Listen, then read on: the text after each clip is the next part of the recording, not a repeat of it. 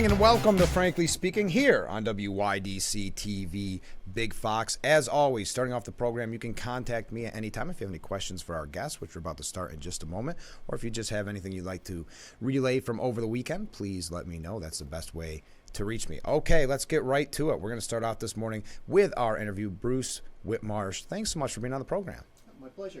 Now, I should mention that you are the director of the Chemung County Historical Society. People can find out more at ChemungValleyMuseum.org. So what's the mission of the Chemung County Historical Society? So the mission of the Historical Society is to collect, preserve, and share the stories of our community, going back through time, of course, but the beauty of history is it's everything that since sort of yesterday all the way back into time. So we have an ever-expanding ever-expanding mission. Do you have a lot of people donate pieces? We do. Of our collection, and we have in excess of 20,000 objects in our three-dimensional collection. We have, 15,000 photographs. Wow. Like 99 point something or other % has been donated through the years. So it's people coming in and giving us their things. And many times they're important, family heirlooms, and they choose to, Isn't that nice? give it to the community in instead of just holding on to it themselves. So. Well, I know on this program we talk about community a lot, and that's why I love having historic societies on here, because I think it is very important for the community to realize our past, good, bad, and indifferent. Right. Tell us a little bit. This is hard to believe. You're celebrating your 100th year. We are. We're super excited about it. So it was actually in November of 1923, the very first meeting of the Chemung County Historical Society. Wow. So we are spending this year talking about ourselves, which is something unusual. Obviously, as a historical society, we're usually telling other stories of Sure. Community members in the past and community events in the past. But this year we're going to celebrate ourselves, and That's great. yeah. Well, you deserve it. Well, thank you. Yeah. 100 years. I mean, that's to have a historical society that started so long ago. That can't be that common. It is certainly less common. Yeah. Yeah. But it's a testament to the foresight of the people who were around and started the society, and then a testament to the Chemung County community to say, we want this organization here, and we think it should survive and continue to be supporters through all these years. It's interesting that you guys have become historic with the Historic Society. So you said it started, 1923? Yep. So that I'm sure those first documents are now part of history. They are. And it's, I mean, we have a part of our collection is our own records, that, the history of us. Of course. And we've been going through those records now to put together. We have an exhibit opening in early July about us and about what we do and our history. And also what we do as a museum, so you get a sort of a little behind-the-scenes glimpse. Well, and let's talk about the actual celebration, because it's August 26th from 1 to 5 p.m. How long have you been planning this? So this goes back a couple of months. I mean, obviously, we knew the 100th anniversary Sure. has been coming up for a while, but the heavy planning has been going on a couple of months. We're going to have J.D. Isles come and do some talks. He's actually a local realtor, but he also does a hidden history. Oh, that's great. Facebook event. And then also the Excelsior Cornet Band is coming, and they're a band that does historic late 19th century music. And so they play the music, and they talk about it, and they give some history. So I think it's going to be fun. We're going to have some birthday cake. Love everybody to come by and celebrate with us. And of course, it's free for all. Absolutely. So that's August 26th from 1 till 5 p.m., an afternoon of music, history, and fun. You mentioned that there are going to be talks. You don't want to say lecture. That always sounds kind of bad. but talks about the history. But you're doing this throughout the year, too. Yes, we are. Yeah. I mean, specifically, we could talk about the Out to Lunch series. I thought this was a great idea. Yeah. So Out to Lunch happens, once a month. And it really is the staff of the Historical Society sort of expanding on a topic that they've come across, whether it's just sort of own personal interest or it's, something we were researching for an exhibit or for another program. And, we try to do some of the lesser known bits of history and tell some fun stories. Like I said, less known stories, less known people. But a chance to just come in and, we say, bring your sandwich and sit down and we'll tell you a little history. I love the forgotten history aspect to it. Yeah. Same with the walks or wherever you go, because obviously Chemung County has an amazing history, but there's so many things that we probably don't even realize. Yeah, it's one of the things that I've been in this position for 12 years now, and there's anytime I start to do a little research and open a book on Chemung County, there's one more thing that I didn't know that.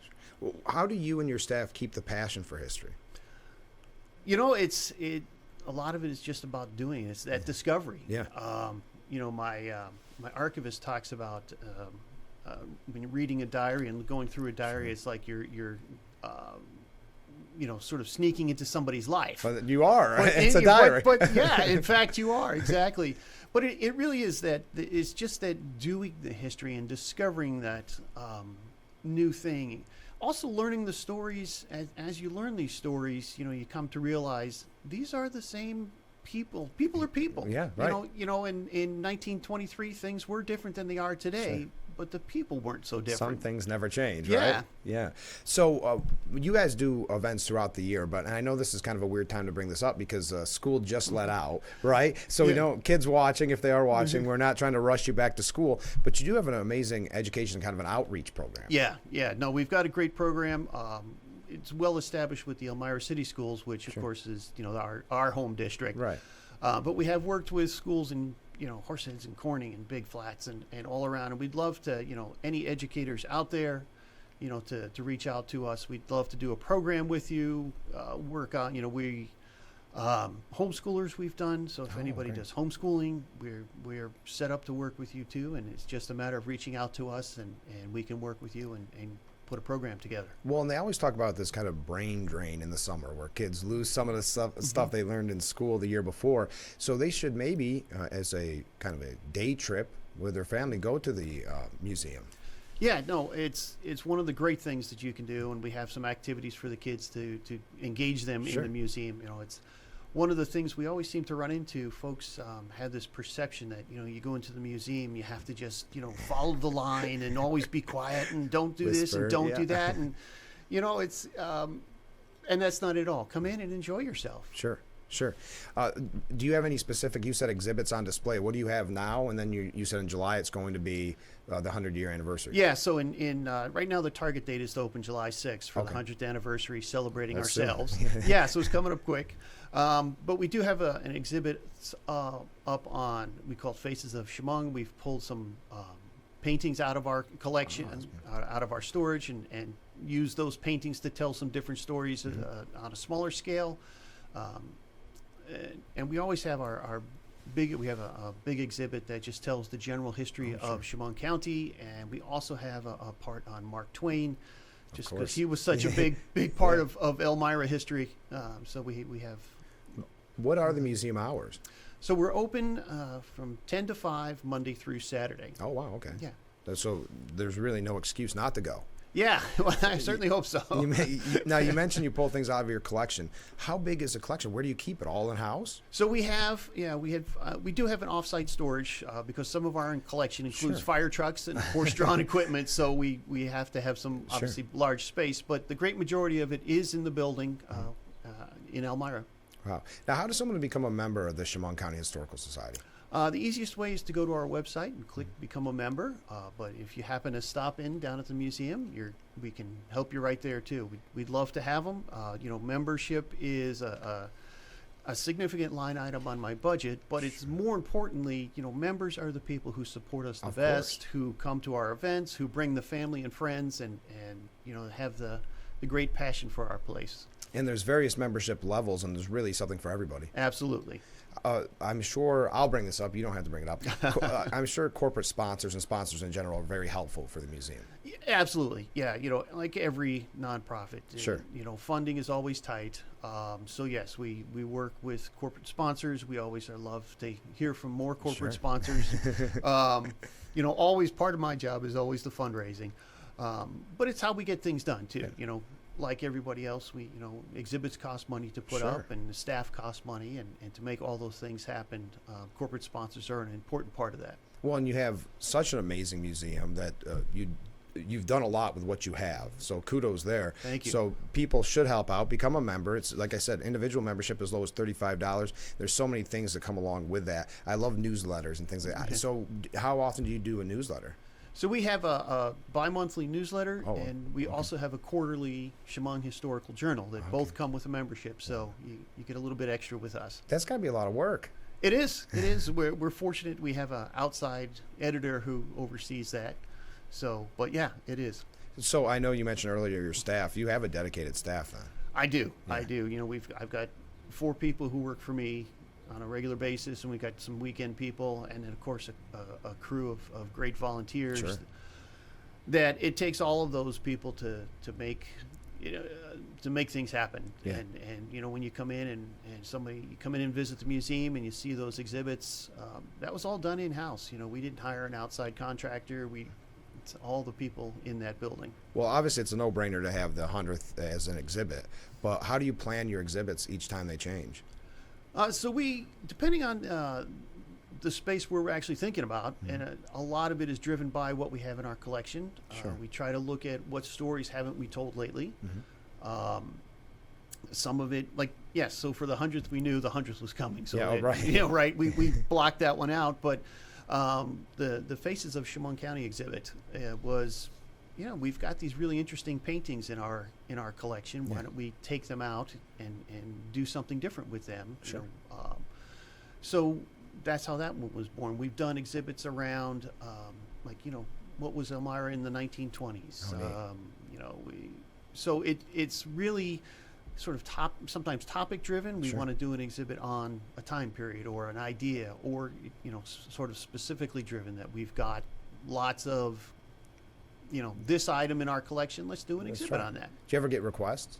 On occasion, we Yeah, do, yeah. and sometimes we can, and sometimes we can't. But we're always, you know, again, we love to hear from the public. Of course. We're talking about the Chemung County Historical Society. Find out more at ChemungValleyMuseum.org. Okay, final question before we go, a tough one. Do you have a kind of a favorite tidbit, a fact of history for us? I put you on the spot. You know, I'm an historian. I like all of history. That's a political answer. Yeah, but no, I will tell you, in my collection, when you come into my museum, there is a mammoth tusk. Oh, wow. And Chemung, the name Chemung comes from the mammoth tusk. You come in and see the tusk, we'll tell you the story there. But it's my favorite piece in the collection. Okay. Not necessarily because I like mammoths above other things, but it's the piece that everybody remembers. So that it's right? the piece when a parent or a grandparent brings in a child. That's what they say. Oh, when you were little, when I was little, Yeah. I saw this. Isn't that neat? And it's that connection is what makes it my favorite. Well, good. See, that wasn't too bad, right? ChemungValleyMuseum.org. Just before we go, again, the anniversary celebration, August 26th from 1 till 5 p.m. That's right at the museum. Yes. Right?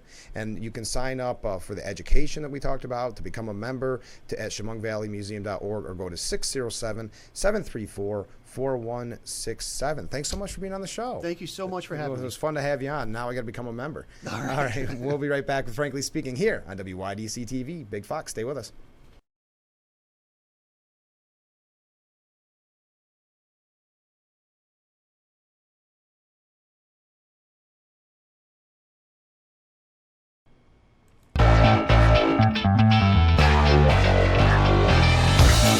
Man, we hit the ground running this morning, starting right out with a guest. Thank you to Bruce Whitmarsh, the director of Chemung County Historical Society. Find out more at ChemungValleyMuseum.org. They put so much work and time and effort. And I know I keep saying this on the program so often, but our goal here is to be about community.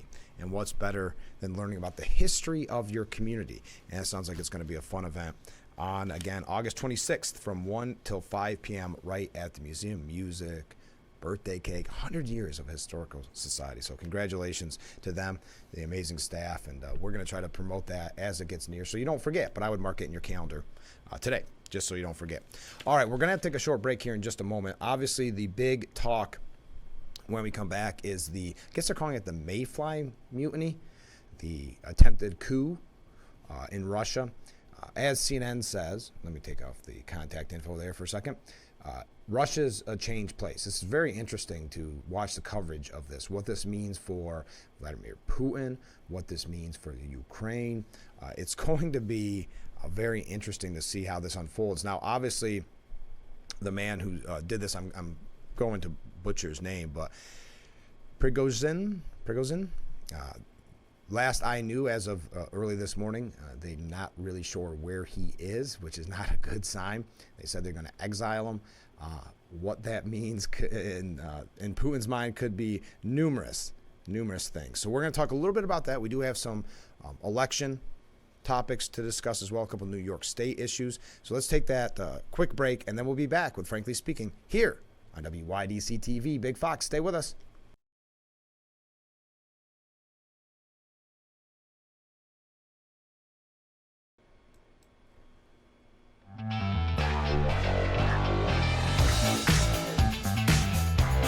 We are back here on Frankly Speaking on WYDC TV. Big Fox, there seems to be a little bit of a delay. If you could let me know if that seems to be the case. How is the program looking? Because it's been interesting so far, so I hope that you're able to get it all. So please contact me. There is the information. We're talking what was happening over the weekend with Russia. I guess those in Ukraine were watching it, just fascinated. There's an interesting piece by Kelly Jane Torrance at the New York Post where she interviewed some people in Ukraine. You know, of course, it was fun to watch Russia yesterday. A Ukrainian soprano told her, part of the opera. So an interesting time for Ukraine, interesting time for national affairs. China is backing Russia. China says it supports Russia's actions to maintain national stability a day after Moscow defused the biggest threat to Putin's rule. No surprise there. This is part of that world superpower idea where China wants to be the world superpower. Russia believes they can kind of piggyback off of that. This was not a good day, though, obviously, with that attempted coup. Not a good day for Vladimir Putin, and that's why the New York Post has this piece this morning. Biden must seize on Putin's weakness and help Ukraine win the war. After his lightning assault of Kiev failed last year, Putin switched strategies. Unable to impose his will on the battlefield, he pivoted by necessity to a drawn-out campaign of attrition.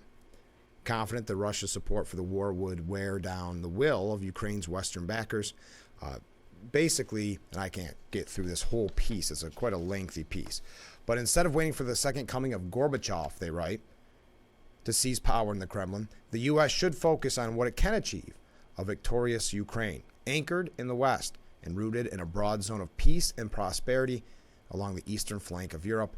Leave Russia to the wolves. That's Peter Ruff, a senior fellow and director of the Center on Europe and Eurasia at Hudson Institute.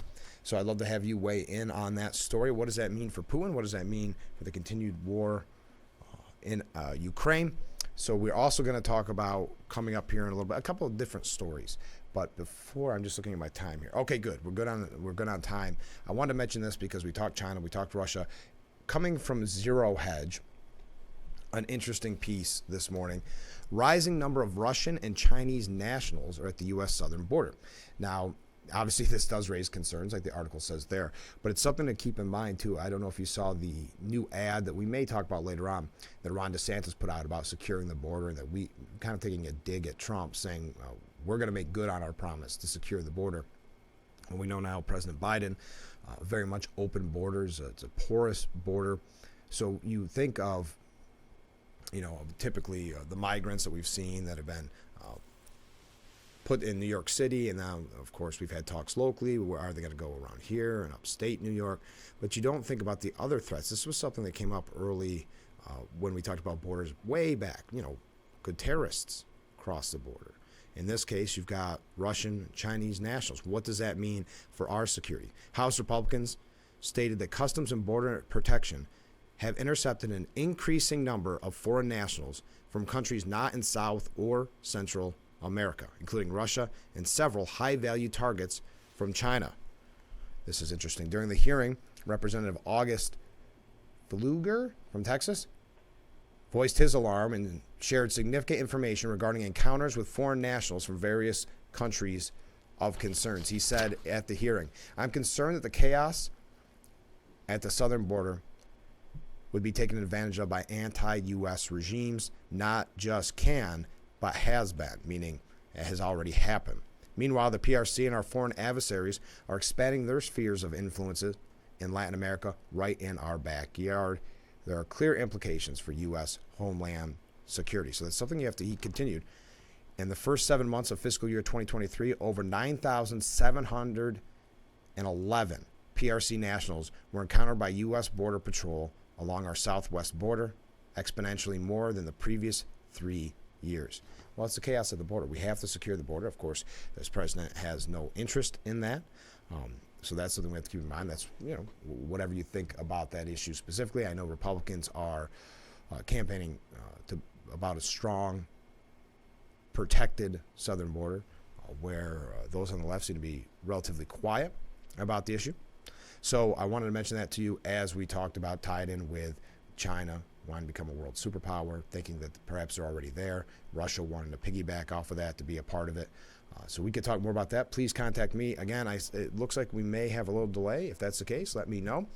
I always love to hear from you. We will be right back with Frankly Speaking here on WYDC TV. Big Fox, stay with us, please.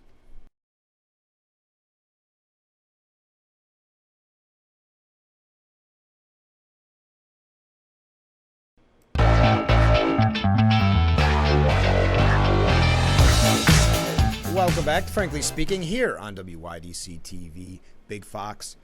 I'm your host, Frank Aiken. We're broadcasting live from the Hesselson studio. Earlier on, if you just missed it at the beginning of the program, during our M.A. Neal Financial Services section of the program, we had Bruce Whitmarsh, the director of the Chemung County Historical Society. Find out more at ChemungValleyMuseum.org and become a member. I have my contact information up because if you have any suggestions for interviews, if there's groups like that you'd like me to take part in an interview with, I'd love to hear from you, or any candidates, charitable organizations.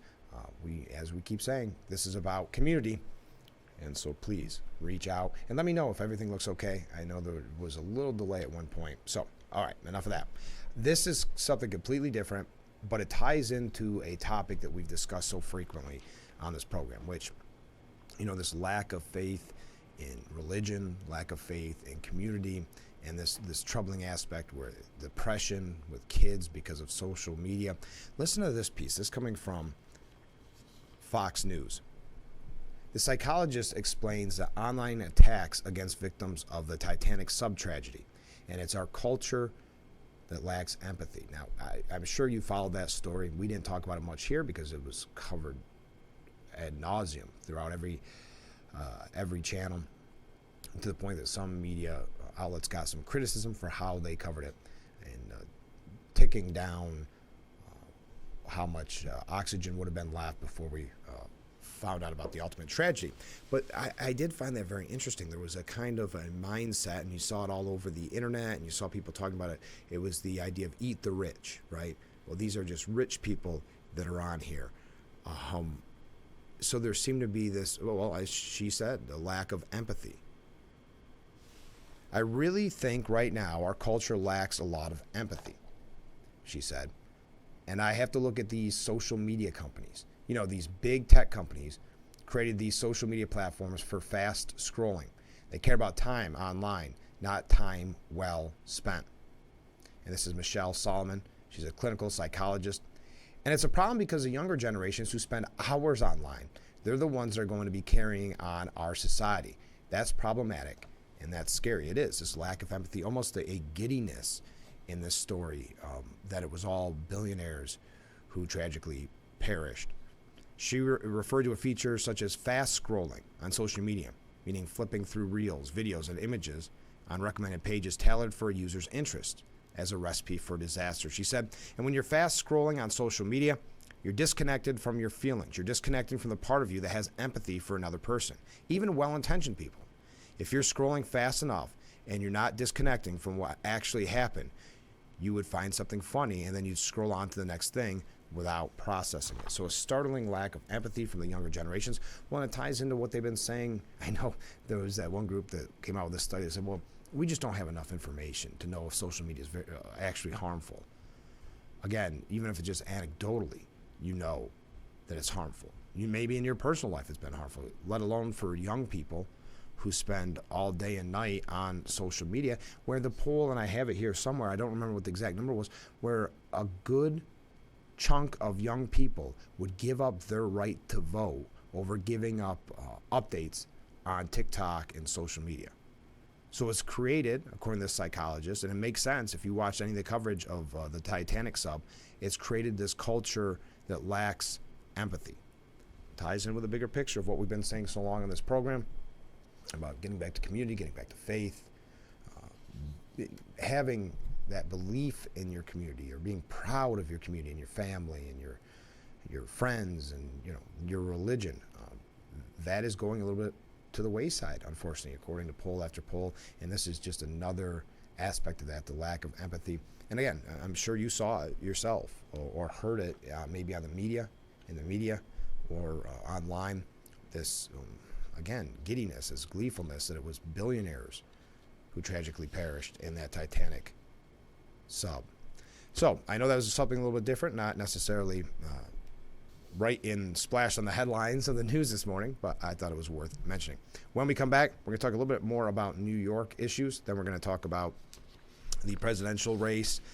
And, well, who knows what we'll be able to get to. So stay with us. This is Frankly Speaking here on WYDC TV. Big Fox, please stay with us.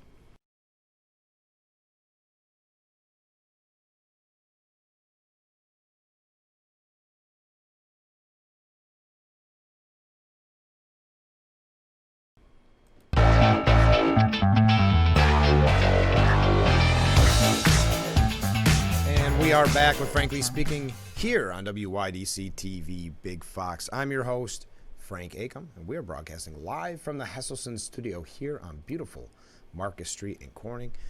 Wave if you go by, if you're out of school, maybe you're going for a run, just give us a little wave when you go by.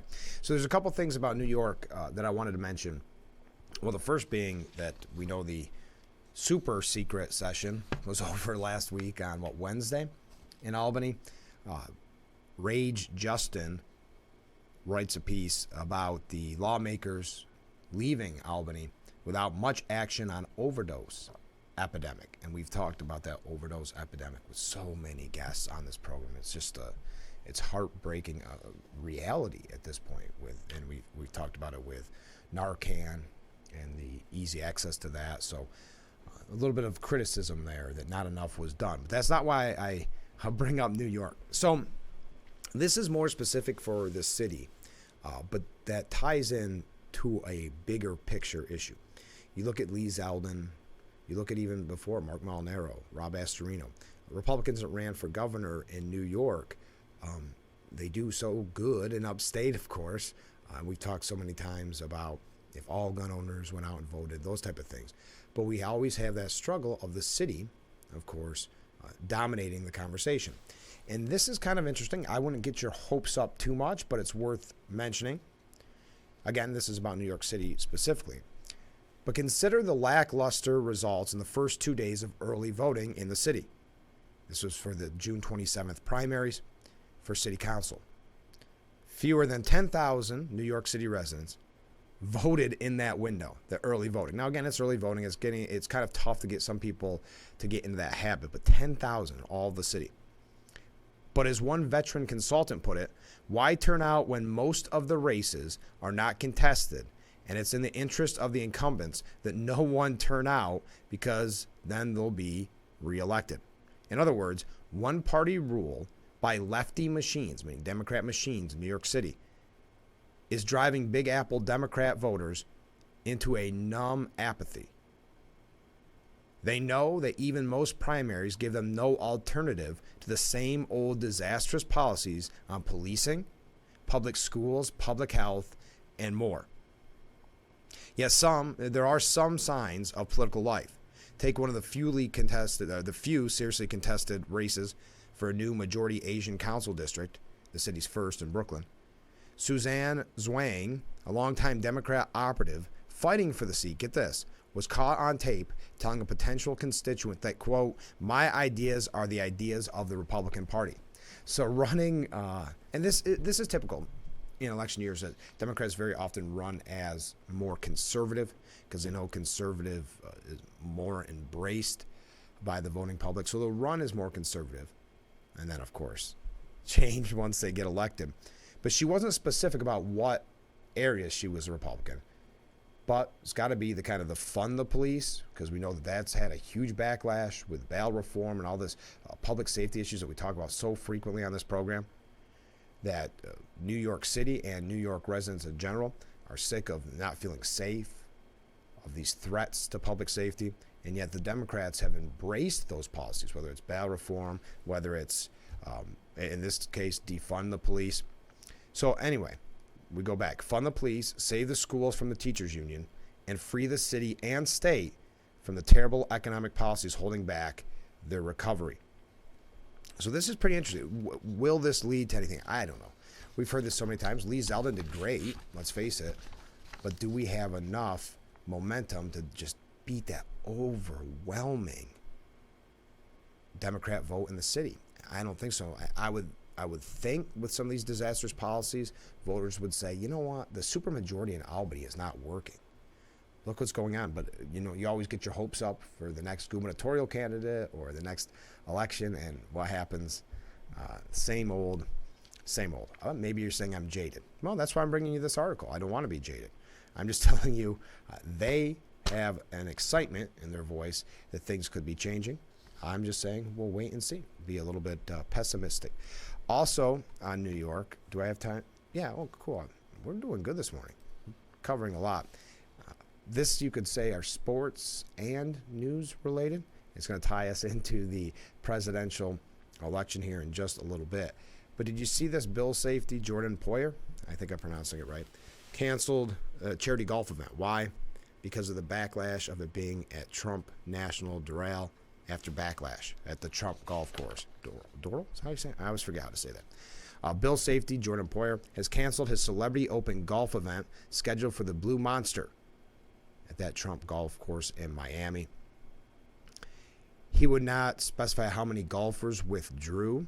This is an overall picture. This is the kind of stuff that the former president can kind of use towards his advantage. We saw it in a speech that he gave yesterday as well, where it's, certain people are out to get him, to censor him, to silence him. Poyer described a big sponsor withdrawing from the event. They decided they didn't want to take part in my tournament, in which they took part in last year because of where it's at, Trump National in South Florida. ECMC decided they could no longer take the pressure from up top, from the people above them, and it probably had nothing to do with ECMC at all. I'm really thankful and blessed to have worked with the people that I've worked with at ECMC in the past 2 years. I'm not naive. I understand where they are on the political spectrum, where New York is on the political spectrum. Do I agree with a lot of it? No, I don't. I'm sorry, but I don't. I say the quiet part out loud a lot, and some of you don't like that. My bad. I still went and put my ego aside and went to go help those who need help or needed a laugh. So you're going to see more of this type of, it has happened a lot in the past with the almost a boycott on anything Trump related. I'd love to get your opinion on that. I know we've got a lot of Bills fans out there, so please weigh in on these or any of the topics that we've discussed so far. I wanted to highlight when we come back from break, I'll highlight it, but we have the Cardboard Boat Regatta coming up on Saturday. The broadcast begins. Now, if the Cardboard Boat Regatta was last weekend, yes, but they film it here at WYDC TV Big Fox. They put together a great show. I will be a host, and Lisa Trosha will be our host as well. So we'll tell you a little bit more about that when we come back. Stay with us. This is Frankly Speaking here on WYDC TV. Big Fox will be right back.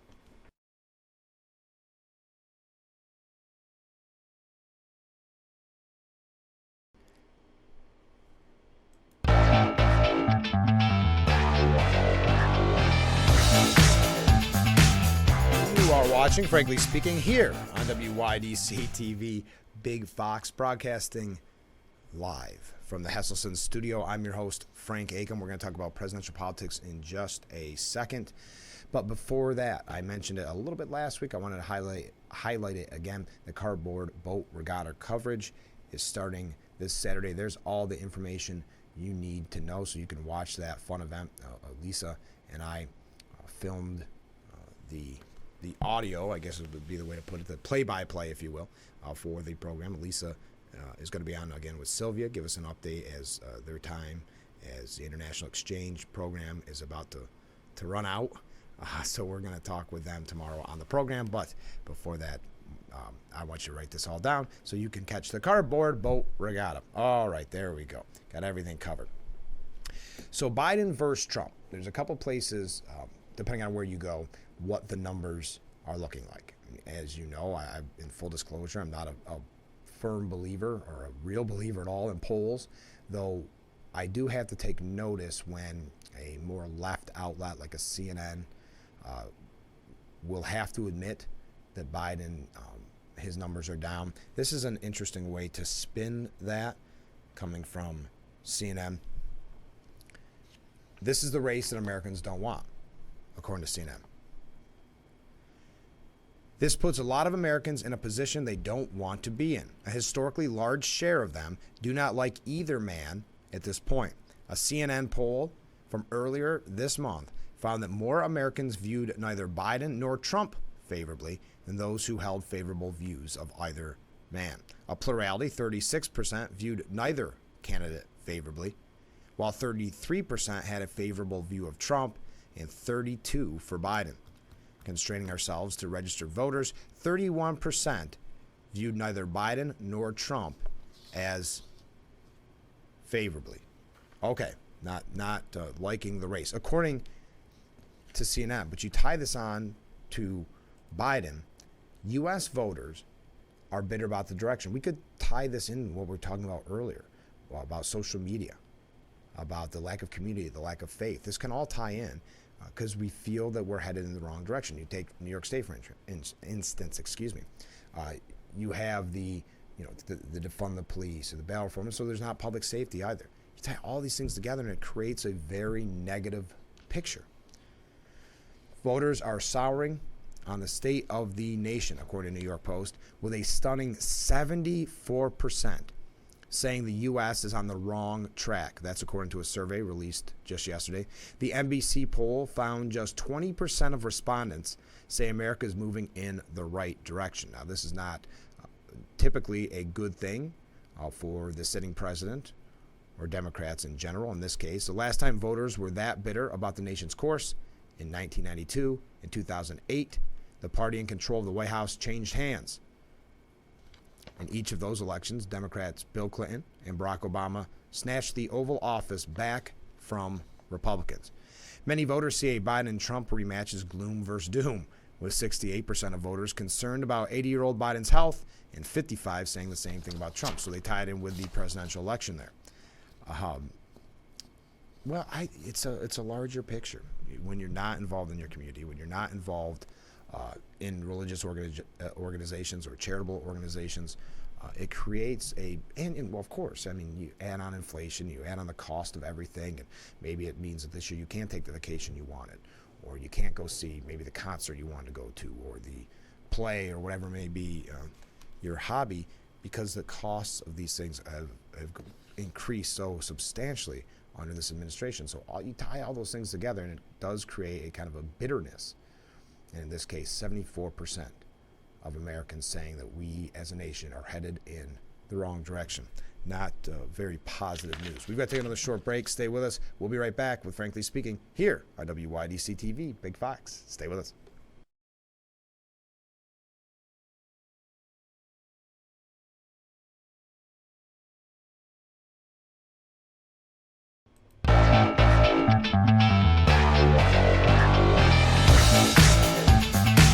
We are back with Frankly Speaking here on WYDC TV, Big Fox. Thanks for starting your morning off with us, your week off with us. We were talking about polling. I found this to be pretty interesting when you think of how much negative coverage has been going on with Trump and the indictment, the media just piling on, almost celebrating this.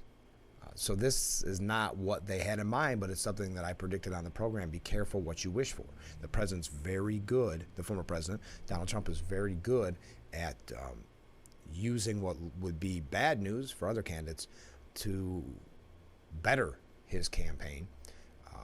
And as the former Congressman Joe Semplinsky said on this program, and I thought it was a very good point, there's a lot of people out there that don't like Donald Trump, but really don't like the deep state and are willing to vote for somebody that will go after the deep state, or someone that they feel has a deep state after them.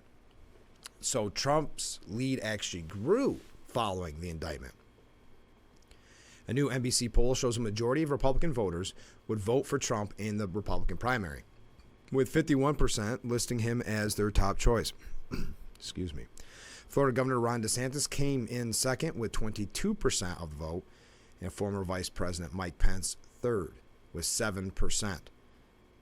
These new numbers come in comparison to how the candidates fared with GOP voters in April. Shortly after Trump was indicted in New York with that hush money, about 46% of Republican voters supported Trump then, and 31% said they're backing DeSantis. So this isn't good news for DeSantis' campaign either. He's not really making the headway early on that many expected that he could or really should to be that the most viable candidate. And now on the other side of the coin, they're suggesting that Joe Biden has kind of a weird sleeper issue that's going to help him win the race, because obviously you have inflation, you have a poor economy, all these things that could be directly pinned on Joe Biden. So they have to think outside the box. One consultant said what he's going to do is go after junk fees. He started doing that recently, which was, I don't understand why this was a big win, but making Ticketmaster tell you how much they're actually charging you for the ticket up front. Because if you buy a ticket now, they get you for all these hidden fees and all that. So I don't really know how this fixes the problem. It just is, I guess, more transparent. So instead of finding out at the end you owed $100, now you find out at the beginning. But he took that as a big win. But it's those annoying little fees that Biden is going to latch on to become what they are suggesting is a surprise winner. It's a niche, but it's tangible, says his allies. This is the, things that affect you day to day. So Elizabeth Warren believes that that's going to be a winning issue. Strange one, I know, but I think worth passing along to you. So stay with us. We'll be right back with Frankly Speaking. We'll wrap things up on today's edition after this.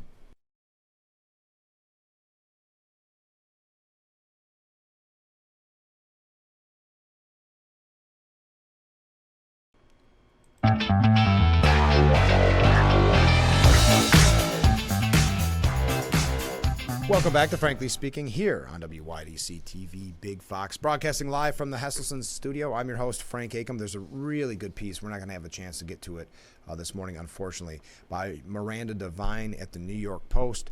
Heroic IRS whistleblower testimony ensnarls Hunter and Joe Biden in bribery scheme. So if you're not up to date on this story about the whistleblower specifically, this may be a place to start, because it is about 5 pages, and it gets in great depth about exactly what we are hearing. Even Chuck Todd this weekend had to admit that this looks pretty credible, the whistleblower.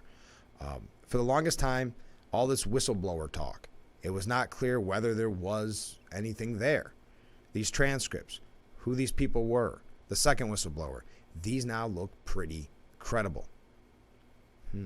Yes, of course they do. I'm surprised they're covering it at all, though. Something that has been they refused to cover. Hunter Biden actually censoring on social media the original laptop story by the New York Post. Going back to the issue I mentioned with the former President Donald Trump and how he can kind of co-opt, for lack of a better term, what would be bad news for any other candidate.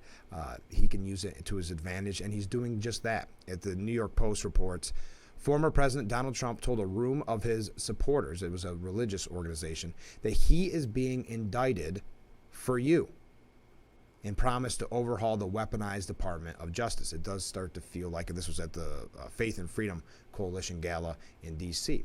Whether or not you're a Trump supporter doesn't really matter.